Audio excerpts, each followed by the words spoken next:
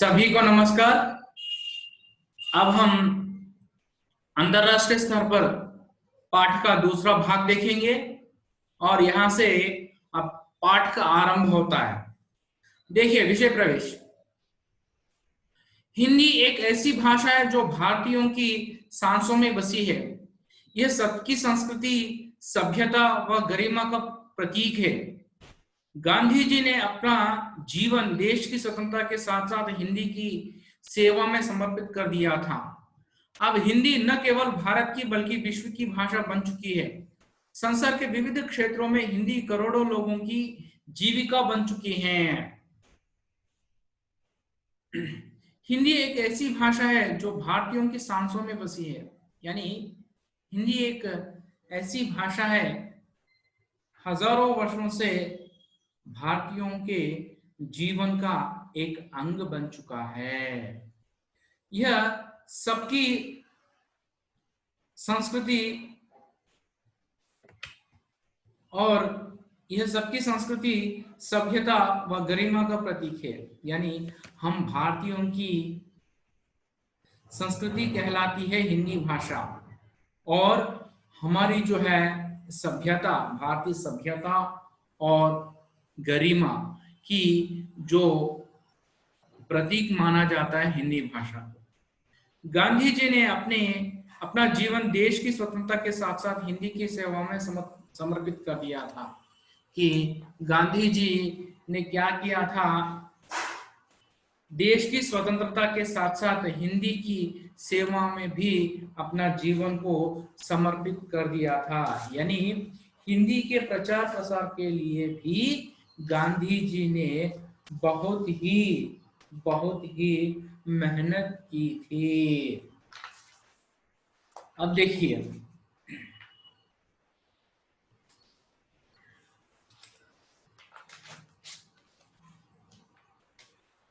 अब हिंदी न केवल भारत की बल्कि विश्व की भाषा बन चुकी है। हिंदी न केवल भारत की मगर अब संसार की भी भाषा बन चुकी है।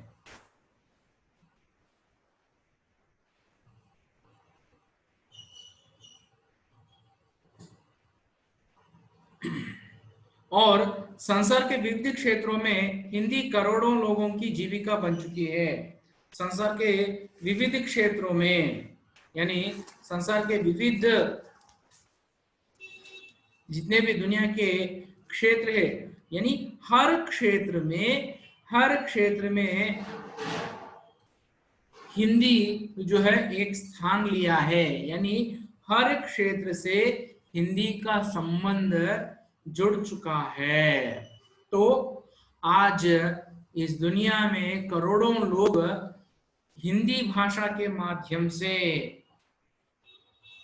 अपना जीवन चला रहे हैं। తెలుగులో చూడండి,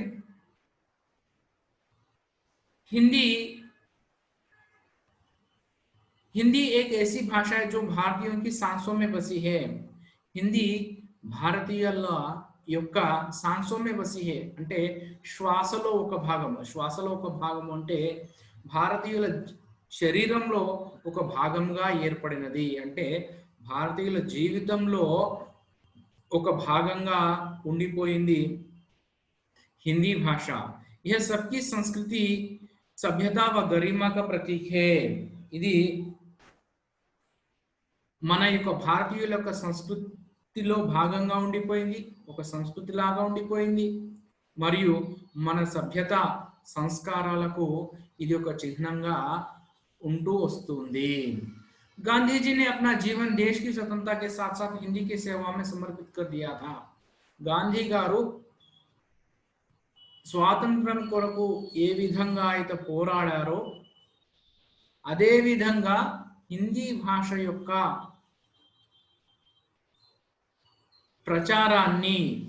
ప్రచారాన్ని మరియు దాన్ని ప్రజల్లో తీసుకెళ్ళడానికి ఎంతగానో కృషి చేశారు, ప్రచారం చేశారు మరియు ప్రజల్లో ఆ భాషను తీసుకెళ్ళడానికి ప్రయత్నం చేశారు। अब हिंदी न केवल भारत की बल्कि विश्व की भाषा बन चुकी है। ఇప్పుడు కేవలం హిందీ భాష అనేది భారతదేశానికి మాత్రమే పరిమితం కాకుండా ప్రపంచం మొత్తం కూడా విస్తరించింది మరియు ప్రపంచ భాషగా ఇది ఎదిగినది। संसार के विविध क्षेत्रों में हिंदी करोड़ों लोगों की जीविका बन चुकी है। ప్రపంచంలో ఉన్నటువంటి చాలా రంగాలలో హిందీ ఒక భాగం అయిపోయింది మరియు చాలా రంగాలలో హిందీని ఒక జీవిక అంటే హిందీని ఒక ఉపాధిగా చేసుకొని చాలా మంది జీవిస్తూ ఉన్నారు। अब पाठ देखिए। हैदराबाद 8/9/2014। प्रिय मित्र, तुम कैसे हो? पत्र हैदराबाद से लिखा जा रहा है। ये जो है दिनांक यहाँ दिया गया है, इस दिनांक को पत्र लिखा गया है और जो पत्र लिखने वाले सबसे पहले कह रहे हैं, प्रिय मित्र तुम कैसे हो? आशा करता हूं कि तुम अपने परिवार के साथ कुशल हो। तो वे कह रहे हैं कि मित्र से तुम कैसे हो, और मैं आशा करता हूं कि तुम अपने परिवार के साथ सकुशल हो, यानी तुम भी कुशल हो, ऐसा मैं समझता हूं। यह जानकर बड़ी प्रसन्नता हुई कि तुम हिंदी से जुड़े कार्यक्रमों में भाग ले रहे हो। पत्र लिखने वाले मित्र अपने मित्र से कह रहे हैं कि तुम हिंदी से जुड़े जो कार्यक्रम होते हैं उनमें भाग ले रहे हो, ऐसा मुझे पता चला है और मैं इस कार्य के लिए बहुत ही खुश हूं। तुम अपने पत्र में जानना चाहा कि हिंदी भाषा का अपने जीवन में क्या महत्व है। मैं तुम्हारी जिज्ञासा का नीचे समाधान दे रहा हूं। तुमने अपने पिछले पत्र में यह लिखा था कि हिंदी भाषा का हमारे जीवन में क्या महत्व है, तो मैं तुम्हारी जो जिज्ञासा है उस जिज्ञासा का उत्तर, जिज्ञासा को पूर्ति करने के लिए मैं यहाँ उत्तर दे रहा हूं। పిల్లలు చూడండి, హైదరాబాద్ 8వ తేదీ 9వ నెల 2014లో ఈ లేఖ రాయడం జరిగింది, ఉత్తరం రాయడం జరిగింది। ప్రియమిత్ర రాసే వ్యక్తి తన మిత్రుడిని ప్రియమిత్ర అని చెప్పి సంబోధిస్తున్నాడు। तुम कैसे हो? आशा करता हूं कि तुम अपने परिवार के साथ सकुशल हो। నీవు ఎలా ఉన్నావు? ఆశా करता हूं कि నీవు అక్కడ క్షేమంగా ఉన్నావని నేను అనుకుంటున్నాను। यह जानकर बड़ी प्रसन्नता हुई कि तुम हिंदी से जुड़े विविध कार्यक्रमों में भाग ले रहे हो। నాకు తెలిసిన విషయం ఏమిటి అంటే నీవు ఈ మధ్యన హిందీకి సంబంధించినటువంటి కార్యక్రమాలలో పాల్గొంటున్నావు అని చెప్పి నాకు భాగ్లేనా అంటే పాల్గొనడం, హిందీకి సంబంధించినటువంటి కార్యక్రమాలలో నీవు పాల్గొంటున్నావు అని చెప్పి తెలిసింది। దీనికి గాను నేను ఎంతో సంతోషిస్తున్నాను। तुमने अपने पत्र में जानना चाहा कि हिंदी भाषा का अपने जीवन में क्या महत्व है। मैं तुम्हारी जिज्ञासा का नीचे समाधान दे रहा हूं। నీవు క్రితం ఉత్తరంలో లేఖలో నీవు హిందీ భాష యొక్క గొప్పతనం గురించి తెలుసుకోవాలని నన్ను అడిగావు। ఆ ప్రశ్నకు సమాధానంగా నేను ఇక్కడ హిందీ భాష యొక్క గొప్పతనం గురించి చెబుతున్నాను। तुम्हारी जिज्ञासा का नीचे समाधान दे रहा हूं। నీ యొక్క జిజ్ఞాస అంటే నీ యొక్క ఉత్సుకత ఏదైతే ఉందో, తెలుసుకోవాలన్న కోరిక ఏదైతే ఉందో దానికి నేను ఇక్కడ సమాధానము ఇస్తున్నాను। అంటే సమాధానం అంటే ఇక్కడ ఏదైనా ఒక విషయం గురించి పూర్తిగా సమాచారాన్ని ఇచ్చేదాన్ని సమాధానము అంటారు। అంతేగాని సమాధానము అంటే ఒక సంశయాన్ని దూరం చేయడాన్ని సమాధానం అంటారు, ఒక डाउट ని दूरम చేయడాన్ని సమాధానం అంటారు। अब देखिए, भारतीय स्वतंत्रता संग्राम में देश को एकता के सूत्र में बांधने के लिए एक भाषा की आवश्यकता हुई। यह काम हिंदी से ही शादी हो सका कि भारतीय स्वतंत्रता संग्राम में सभी लोगों को एक जगह इकट्ठा करने के लिए एक भाषा की आवश्यकता पड़ी थी। तो तब उस आवश्यकता को पूर्ति करने वाली भाषा हिंदी ही बनी थी। यह काम हिंदी से ही साध्य हो सका, यानी हिंदी भाषा ही हमारे भारतीयों को स्वतंत्रता संग्राम में एक साथ जुड़ने के लिए हिंदी भाषा ने अथक परिश्रम की थी। यानी एक बांध के रूप में हिंदी भाषा काम कर चुकी है। आज हमें एक से अधिक भाषाएं सीखना जरूरी है, जिनमें हिंदी और अंग्रेजी का स्थान महत्वपूर्ण है। आज के हमारे इस जीवन में हमें एक से अधिक भाषाएं जानने की आवश्यकता है और इन भाषाओं में हिंदी और अंग्रेजी का स्थान अत्यंत महत्वपूर्ण है। हिंदी से हम सारे भारत की पहचान अच्छी तरह से कर सकते हैं। हिंदी से हम भारत की पहचान यानी भारतीय लोगों को, भारतीय संस्कृति को अच्छी तरह से जान सकते हैं, जबकि हम हिंदी भाषा सीखते हैं या जानते हैं। जब हम हिंदी भाषा सीखते हैं या जानते हैं। भारत के अलग अलग प्रांतों में अलग अलग भाषाएं बोली जाती हैं। ये तो हम जानते हैं कि भारत के अनेक प्रांतों में अनेक भाषाएं बोली जाती हैं। हमें भारत के सभी प्रांतों से जुड़ने के लिए एक भाषा की आवश्यकता होती है, जिसे सारा भारत के वासी जानते हैं। हमें भारत के सभी प्रांतों को जुड़ने के लिए यानी सभी प्रांतों को जोड़ने के लिए एक भाषा की आवश्यकता होती है भारतवासियों के लिए, और ऐसी भाषा चाहिए जिस भाषा को सब भारतवासी जान सकें। वैसी भाषा ही हिंदी है जो सारे भारतीयों को एक सूत्र में बांधती है। तो एक हिंदी ही ऐसी भाषा है जो सारे भारतीय यानी बहुत सारे भारतीय जानते हैं, और सभी भारतीयों को एक सूत्र में बांधने वाली भाषा भी, एक सूत्र में बांधने के लिए सहायक भाषा भी हिंदी ही है। हिंदी अपने शाब्दिक अर्थ से ही भारतीय कहलाती है, यानी हिंदी भाषा शब्द से ही भारतीय कहलाती है। इसके लिए कुछ जानना चाहिए हमें कि जब विदेशी लोग प्राचीन काल में भारत आया करते थे, तब भारत देश के जो नदियां थी, उन नदियों में सिंध नदी भी एक नदी थी।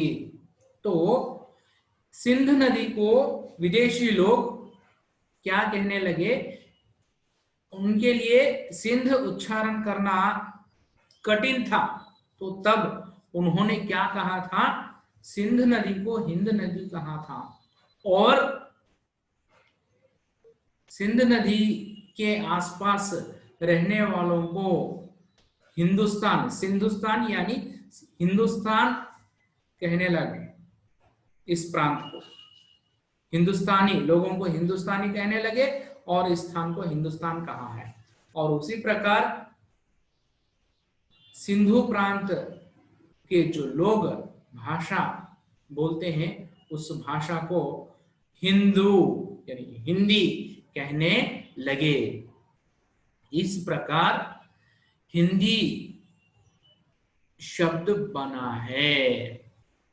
इसलिए देश के वर्तमान और भविष्य को ध्यान में रखकर भारतीय संविधान ने अनुच्छेद 343 एक यानी धारा 1 के तहत जो है, ये अनुच्छेद धाराएं जो होते हैं संविधान में, उसके अनुसार हिंदी को 14 सितंबर 1949 को राजभाषा के रूप में गौरवान्वित किया है।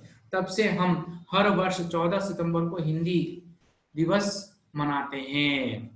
तो भारतीय संविधान अनुच्छेद के अनुसार, यानी भारतीय संविधान में जो अनुच्छेद है 343 अनुच्छेद जो है एक के द्वारा, एक के अनुसार हिंदी को 14 सितंबर 1949 को राजभाषा के रूप में स्वीकार किया गया है और तब से ही हम हर वर्ष 14 सितंबर को हिंदी दिवस मनाते हैं। తెలుగులో చూడండి, भारतीय स्वतंत्र संग्राम में देश को एकता के सूत्र में बांधने के लिए एक भाषा की आवश्यकता हुई। భారతీయ స్వతంత్రతా సంగ్రామంలో, అంటే భారతీయులు ఏదైతే స్వాతంత్రం గురించి బ్రిటిష్ వారితో పోరాడుతున్నారో ఆ సమయంలో భారతీయులందరినీ ఒక్క తాటిపైకి, ఏకతాటిపైకి తీసుకురావడానికి సహాయపడినటువంటి भाषा ఏది అంటే అది हिंदी भाषा। आज हमें एक से अधिक भाषा सीखना जरूरी है जिसमें हिंदी और अंग्रेजी का स्थान महत्वपूर्ण है। ఇవాళ మనము ఒకటి కంటే ఎక్కువ భాషలు నేర్చుకోవాల్సిన అవసరం ఎంతైనా ఉంది। ఆ ఎక్కువగా నేర్చుకోవాల్సినటువంటి, అంటే ఒకటి కంటే ఎక్కువగా నేర్చుకోవాల్సిన భాషల్లో ముఖ్యమైన భాషలు ఏమిటి అంటే ఒకటి హిందీ, ఇంకొకటి అంగ్రేజీ అంటే ఇంగ్లీష్। हिंदी से हम सारे भारत की पहचान अच्छी तरह से कर सकते हैं। हिंदी నేర్చుకోవడం వల్ల మన భారతదేశాన్ని చాలా బాగా అర్థం చేసుకోగలుగుతాము। भारत के अलग अलग प्रांतों में अलग अलग भाषाएं बोली जाती हैं। భారతదేశంలో ఉన్నటువంటి వివిధ ప్రాంతాల్లో వివిధ భాషలు ఉపయోగించబడతాయి। हमें भारत के सभी प्रांतों से जुड़ने के लिए एक भाषा की आवश्यकता होती है जिसे सारे भारत के वासी जानते हैं। మనము ఈ భారతదేశంలో ఒకరినొకరు తెలుసుకోవడానికి మనకు ఒక భాష అవసరం ఉంది। ఆ భాష ఏమిటి అంటే హిందీ భాష। హిందీ భాషను చాలా ఎక్కువ మంది అర్థం చేసుకోగలుగుతారు ఈ దేశంలో।